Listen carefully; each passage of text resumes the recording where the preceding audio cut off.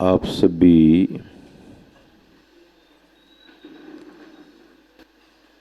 जिन सिद्धांत सूत्रों को सुन रहे हैं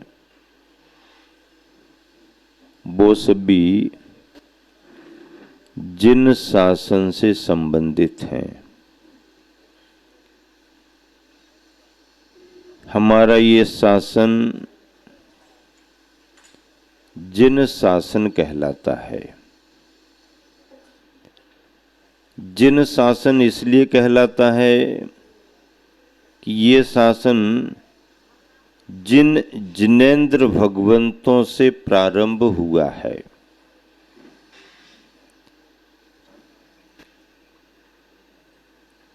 इस 24वीं में युगादि पुरुष आदिनाथ हुए, उनका अवतरण हुआ, राजपाट किया उन्होंने, वैराग्य भी आया, दीक्षा भी ली, तपस्या भी की। इतना होते हुए भी उनका शासन शुरू नहीं हुआ। जब वो राजा के रूप में थे तो राज शासन तो प्रारंभ हो गया था, लेकिन धर्म का शासन प्रारंभ नहीं हुआ था। वो प्रजापाल थे, प्रजाजन के लिए असीमसी कृषि वाणिज्य विद्या शिल्प का उपदेश दिया, आजीविका के उपाय बताए, विवाह और परिवार की व्यवस्था कैसे हो, समाज की व्यवस्था कैसे हो, सभी मार्गदर्शन दिया। और ऐसा मार्गदर्शन देने से, ऐसी व्यवस्था बनाने से वो राज शासक तो बने, लेकिन धर्म शासक नहीं बने। धर्म का शासन कब से प्रारंभ हुआ? तपस्या करते हुए, जब आदिनाथ मुनिराज के लिए केवल ज्ञान हुआ, समवसरण की रचना हुई,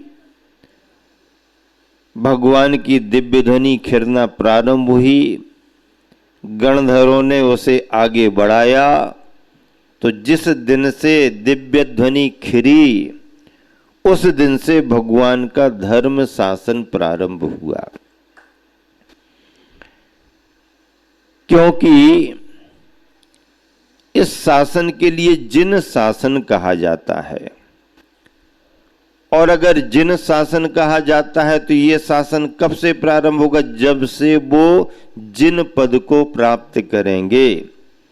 जिस समय उन्होंने घातिया कर्म नष्ट करके अरहंत, सर्वज्ञ और जिन पने को प्राप्त किया, उपदेश प्रारंभ हुआ, तो उसी समय से उनका शासन प्रारंभ हुआ।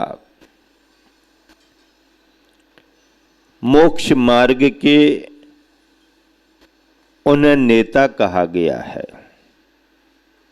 नेता का मतलब है जो नेतृत्व करे सो नेता है, जो नीति का निर्धारण करे सो नेता है। नीति का निर्धारण करेगा और उन नीतियों को लागू कराने के लिए नेतृत्व करेगा। देश में देश को चलाने वाले नेता अलग होते हैं और नीति निर्धारक करने वाले भी नेता अलग होते हैं। लेकिन ये देश के हैं, ये लौकिक नेता है।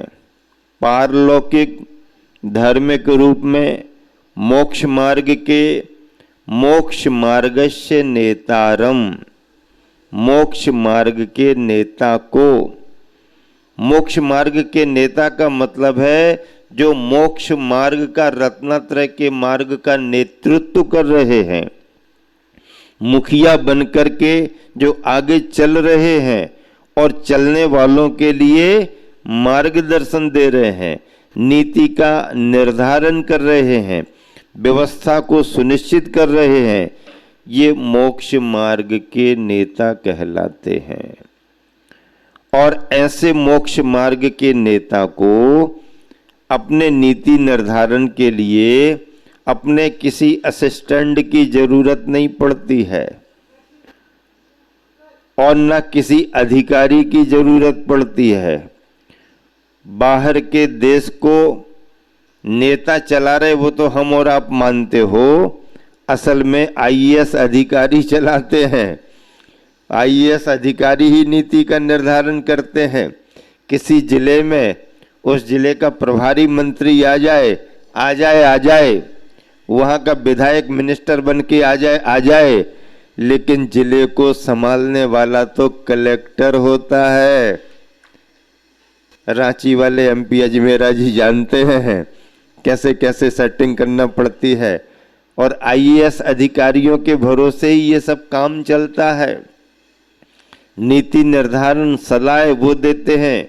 मंत्री भावुक होकर के भावुकता में भाषण में कुछ भी बोल करके आ जाए, लेकिन जब वो कहता है इस काम को करो तो अधिकारी कहता है साहब आपने कैसे बोल दिया, ये कैसे हो पाएगा। अब वो कहता मैंने तो बोल दिया रास्ता आप निकालो, तो साहब जितना रास्ता निकालेगा उतना निकालेंगे, नहीं तो तुम्हारा बस्ता बंद हो जाएगा। क्यों? क्योंकि जरूरी नहीं है कि मिनिस्टर को उस डिपार्टमेंट का उतना नॉलेज हो, उसकी बारीकियां उसको पता है। वो चुन करके आया है, मतदान से आया है, अपने भाग्य से योग से आया है, पार्टी से आया है, लेकिन जरूरी नहीं है कि जिस विभाग में उसे रखा गया है उसमें वो एक्सपर्ट हो, कोई जरूरी नहीं। और आजकल की दुनिया में तो और ही कच्छु जरूरी नहीं। ये तो जो तैयारी करके बड़ी बड़ी परीक्षाएं दे करके पसीना बहा करके आगे जाते हैं, उनके भरोसे ही नीति निर्धारण होता है। अपने गुरुवर आचार्य की नज़र जब इस बात पर गई कि असल में देश को चलाने वाला कौन है, तो उन्होंने फिर आईएएस आईपीएस आदि की तरफ ध्यान दे करके जैन युवा बच्चों के लिए प्रतिभाशाली बालक बालिकाओं को प्रोत्साहित किया। और परिणाम क्या निकला? परिणाम ये निकला कि आचार्य की प्रेरणा से, उनके मार्गदर्शन से जैन समाज की नई प्रतिभाएं जो आगे बढ़ी, तो उन्होंने देखते ही देखते कमाल कर दिया। जब लिस्ट निकलती थी तो ऐसा गर्व होता था कि लिस्ट में 10 नाम आ गए, 20 नाम आ गए। परसेंटेज के हिसाब से ऊपर वाले अच्छे में चले जाएंगे, फिर मीडियम, फिर सामान्य, लेकिन किसी न किसी सरकारी कुर्सी पर वो बैठेंगे। और अगर एक संस्कारित जैन बंधु, जैन बालक बालिका किसी विभाग में जाकर के बैठ जाए तो जैन समाज का भला हो या ना हो, लेकिन देश का बुरा नहीं होगा। देश का वो भला ही करेगा और कहीं ना कहीं उसका संस्कार काम आएगा। जैनत्व के नाते वो कहीं ना कहीं कुछ ना कुछ करेगा ही करेगा, अथवा अपने अधिकार क्षेत्र में आने वाली हरी बात को संभल करके संभाल करके करेगा। और इसके बड़े फायदे हुए। आज प्रदेश से लेकर के केंद्र तक इतने अच्छे अच्छे ऑफिसर अच्छी बड़ी बड़ी जवाबदारी की पोस्टों पर बैठे हैं और वो जैन बंधु हैं और उन पर आचार्य श्री का आशीर्वाद था, उनकी मेहनत रंग लाई और वो बड़ी बड़ी पोस्टों पर हैं। और वो अपने अपने तरीके से जो जहां पर हैं अपनी अपनी भूमिका के अनुसार अगर उनको कुछ करने का अवसर मिलता है या वो अवसर निकाल लेते हैं तो उनने जैन समाज का हित भी किया है। ये रही बाहर की बात। अब धर्म के क्षेत्र में धर्म का साम्राज्य स्थापित करना है तो मोक्ष मार्ग के नेता आगे आएंगे। और मोक्ष मार्ग के नेता जब आगे आते हैं तो फिर उन्हें किसी उनका असिस्टेंट हो, कोई उनके लिए आईएएस अफसर मिल जाए, ऐसा हो जाए वैसा हो जाए, इसकी कोई जरूरत नहीं पड़ती। उनकी नेतृत्व क्षमता स्वतः अंदर से आत्मस्फूर्त होती है, जिसके बल पर वह अपने ज्ञान से, निर्लिप्त भाव से, निरपेक्ष भाव से, बिना किसी स्वार्थ के अपना धर्मोपदेश देते हैं और प्राणीजन समुदाय के लिए मोक्ष मार्ग में लगने का सच्चा मार्ग बतलाते हैं। युग के आदि में आदिनाथ भगवान ने धर्म का उपदेश दिया, सभी तीर्थंकरों ने धर्म का उपदेश दिया और अंतिम धर्मोपदेष्टा महावीर भगवान रहे, उनका भी धर्मोपदेश हुआ और उस उपदेश को पा करके हम और आप सब इस मोक्ष मार्ग पर आगे बढ़े हुए हैं। इस शासन को जिन शासन कहा जाता है। क्यों? क्योंकि ये गुरुओं से बाद में जुड़ा है, पहले प्रभु से जुड़ा है और प्रभु का पद तब माना जाता है जब अरहंत पना प्राप्त हो, घातिया कर्म नष्ट हो गए हों, तब वह जिन माने जाते हैं, जिनेंद्र माने जाते हैं। और ऐसे जिन जिनेंद्रों के उपदेश से जो मार्ग आगे बढ़ता है, जो शासन प्रारंभ होता है, वो जिन शासन कहा जाता है। ऐसे जिन शासन को सर्वोदय शासन भी कहा जाता है। दूसरा नाम क्या है? सर्वोदय शासन। सर्वोदय शब्द एक ऐसा शब्द है जो जिन शासन का पर्यायवाची है और यह जिनेंद्र जिन भगवंतों के शासन का परिचायक है। सर्वोदय शासन ये नाम जैन ग्रंथों में आया हुआ है। आचार्य समंतभद्र महाराज जी ने 2000 वर्ष से पहले जिनेंद्र भगवान के शासन को सर्वोदय शासन कहा। क्या कहा? सर्वोदय शासन। सर्वोदय शासन क्या होता है? जिसमें सभी के उदय की बात हो, सभी के भले की बात हो, सभी के कल्याण की बात हो, सभी के सुख शांति की बात हो, ऐसा वो शासन सर्वोदय शासन माना जाता है। सभी का भेदभाव नहीं, जैनी तो जैनी, अजैनी तो अजैनी। सेवायतन क्या कह रहा है? सेवायतन मुझे सेवा करनी है। किसकी सेवा करनी है? जिसको जरूरत हो उसकी सेवा करनी है, जरूरतमंद की सेवा करनी है। वो हमारे पास आ रहा हो तो सहयोग तो करेंगे, अगर नहीं भी आ पा रहा है तो हम वहां तक पहुंच करके उसकी सेवा करेंगे। हाँ, बड़े बड़े शहरों में बड़ी बड़ी व्यवस्थाएं हो जाती हैं, लेकिन जहां तक गाड़ियां नहीं पहुंच पा रही हैं, जहां तक हम पैदल भी जाने में कठिनाई महसूस करते हैं, ऐसे कमजोर वर्ग, ऐसे सामान्य वर्ग, ऐसे जरूरतमंद व्यक्तियों को अगर हम कुछ प्रोत्साहित करते हैं, उन्हें अपना स्नेह देते हैं, उन्हें अपना थोड़ा सा सहयोग देते हैं, तो वो हमसे प्रभावित हो जाते हैं और फिर हम धीरे धीरे उन पर अपना रंग जमा लेते हैं कि भैया जब हम इतना सहयोग कर ही रहे हैं और इतना आप सबके लिए व्यवस्थित कर रहे हैं, तो थोड़ा खान पान में परिवर्तन भी और कर लो, थोड़ा सा और कर लो, थोड़ा और कर लो। ये चीज ठीक नहीं है, ये हिंसा कहलाती है, ये अहिंसा कहलाती है।